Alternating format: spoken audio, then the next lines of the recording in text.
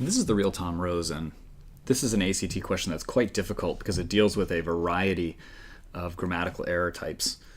So I'm going to go through these one by one and evaluate them as they come. So the first sentence doesn't seem to have a grammatical problem, but it does have this highly awkward phrase, they give evidence of incorporating a variety of. So giving evidence of and incorporating a variety of is redundant, right? Either they incorporate a variety of or they give evidence of. They don't do both. This is a weaker error type, so I'm going to kind of leave it on the table, but I'm going to put this as highly questionable.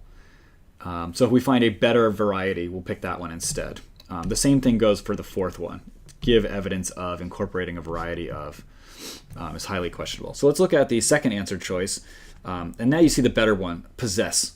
That's a much better alternative than give evidence of incorporating a variety of. So let's get rid of the first and the fourth answer choices. So, okay, they possess structural modifications and adjustments which enables. This second answer choice here has a couple of important problems. First of all, there's a comma inside a list of two things. When you make a list of two things with the word and, you don't use a comma.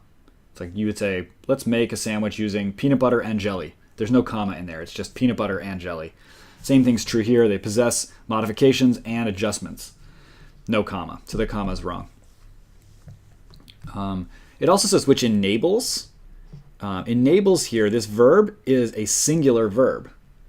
But it's referring to, so the subject of this verb is the whole, let me do this in another color, is the whole package, structural modifications and adjustments. That's two things joined with the word and. That makes a compound subject, which is always treated as plural, which requires a plural verb. So you would want enable here without the S. So this is doubly wrong. The only correct answer that remains is the third one, therefore. The fourth answer choice also has another issue even, if you're looking for yet another reason to get rid of it, which is it uses the, this is a pretty subtle thing, but it uses the relative pronoun which to introduce this phrase, which is a modifier for modifications. However, what we want is for this to be restrictive. So we want to say they possess structural modifications that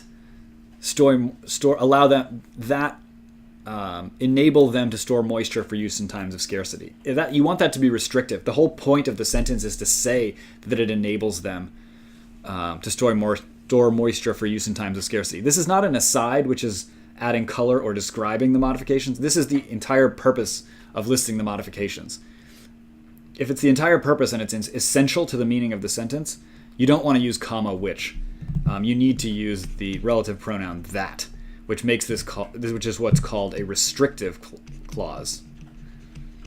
So that's a little complicated. And if you're confused about the distinction between restrictive and unrestrictive, I would look those up and review them specifically to learn more about the distinction.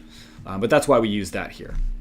Of course, you could have answered this correctly without even knowing that, so it's not a deal breaker.